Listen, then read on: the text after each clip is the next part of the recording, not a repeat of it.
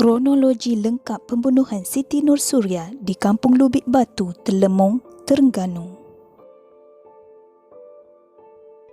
Pada 1 November 2020, keluarga Siti Nursuria Ismail menerima berita mendukacitakan apabila mendapati ahli keluarga tersayang ditemui mati dalam keadaan yang sungguh menyayat hati. Nursuria baru sahaja berusia 19 tahun dan seorang remaja perempuan yang bercita-cita mahu menjadi pelukis pelan. Arwah merupakan anak kelima dari 7 adik-beradik. Suria bagaimanapun melupakan sementara hasratnya itu demi menjaga ibunya yang sakit terlantar kerana menghidapi sakit kanser otak tahap 3.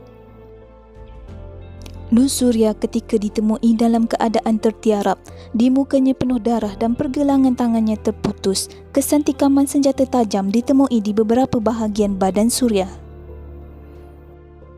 Ketika kejadian, ibu Suria yang sakit terlantar berada di bahagian bilik dan tidak dapat dipastikan sama ada beliau menyedari atau tidak kejadian itu kerana ibu Suria, Zaini Musa, berusia 55 tahun tidak mampu bercakap berikutan keadaan yang menderita penyakit kanser otak tahap 3.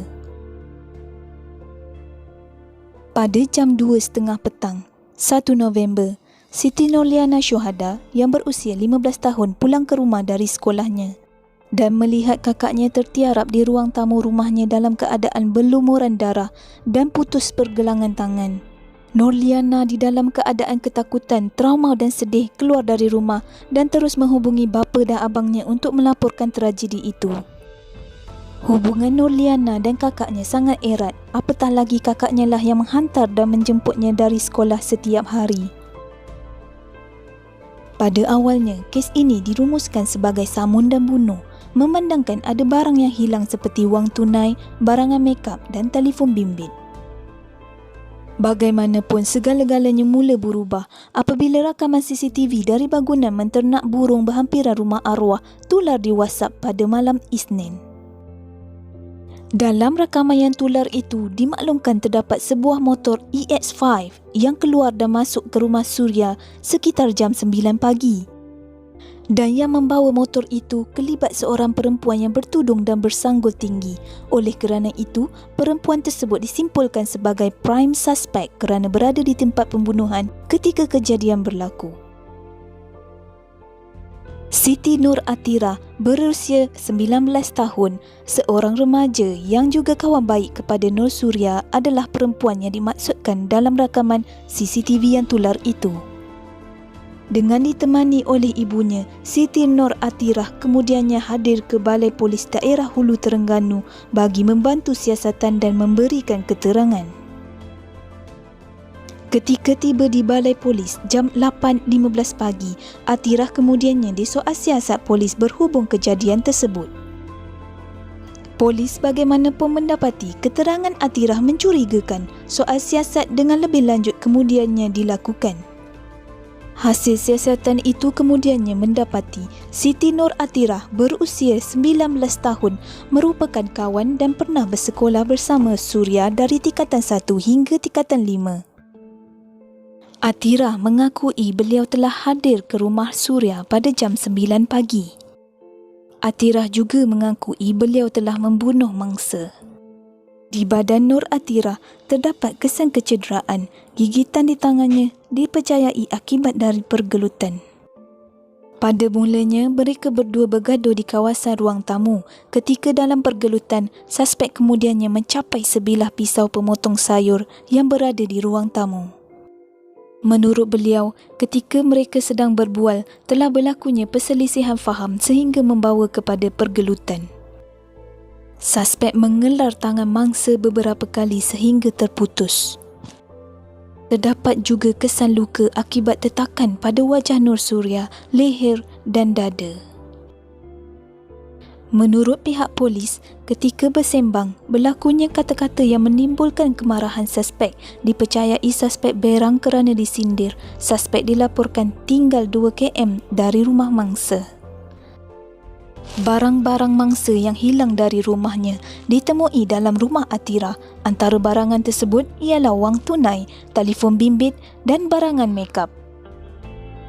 Kes ini diklasifikasikan sebagai kes bunuh dan polis akan mendakwa suspek di bawah 302 Kanun Keseksaan. Dan bukannya samun dan bunuh. Dari maklumat yang tular, rompakan atau samun itu dilakukan sebagai samaran untuk mengaburi kejadian sebenar. Polis juga memaklumkan ibu mangsa tidak boleh dijadikan saksi berikutan keadaannya yang sakit dan kesukaran untuk bertutur. Ini adalah kronologi kejadian. Pada jam 8 pagi, Muhammad Zaid Azrul berumur 28 tahun iaitu abang mangsa telah menghantar bubur nasi ke rumah ibunya. Pada jam 8.30 pagi, Zaid telah selesai bersarapan dan keluar bekerja. Pada jam 10 pagi, sepatutnya ibu mangsa telah selesai bersarapan dan ditukarkan pampasnya. Pada jam 1.45 tengah hari, Suria sepatutnya menjemput adiknya Nurliana Syuhadah dari sekolah. Liana telah menelefon kakaknya berkali-kali tetapi tiada jawapan. Liana kemudiannya pulang ke rumah. Jarak antara sekolahnya dan rumah ialah 1 kilometer. 2.15 petang, Liana temui kakaknya tertiarap dan memikirkan kakaknya terkena renjatan elektrik. Liana kemudiannya menghubungi ayahnya yang bekerja dalam jarak 5 km dari rumah mereka. 2.30 petang, ayahnya pulang dan mendapati Suria sudah meninggal. Bubur nasi juga tidak dijamah. Lampin pakai buang isterinya juga belum bertukar. Bapa Nur Suria turut dilaporkan berkata beliau tidak menyangka Suria dibunuh oleh kawannya sendiri. Beliau juga berkata pada awalnya tidak mampu untuk menerangkan kepada isterinya tentang kejadian menimpa Suria. Bagaimanapun, ketika jenazah Nur Suria berada di dalam rumah mereka, beliau akhirnya memaklumkan pada isterinya apa yang berlaku pada Nur Suria, meskipun isterinya itu kelihatan sukar untuk memahami apa yang sedang berlaku. Jenazah Nur Suria selamat dikebumikan di tanah perkuburan Islam Kampung Beladau Selat. Terdahulu jenazah Allahyarham dibawa dari Hospital Sultanah Nur Zahirah tiba di rumah keluarganya di Kampung Beladau Selat kira-kira jam 6.30 petang sebelum dibawa ke masjid kampung itu untuk disembahyangkan selepas solat maghrib. Suasana pilu menyelubungi tanah perkuburan yang turut dihadiri lebih 200 orang termasuk ahli keluarga, saudara mara dan kenalan. Al-Fatihah buat Nur Suria.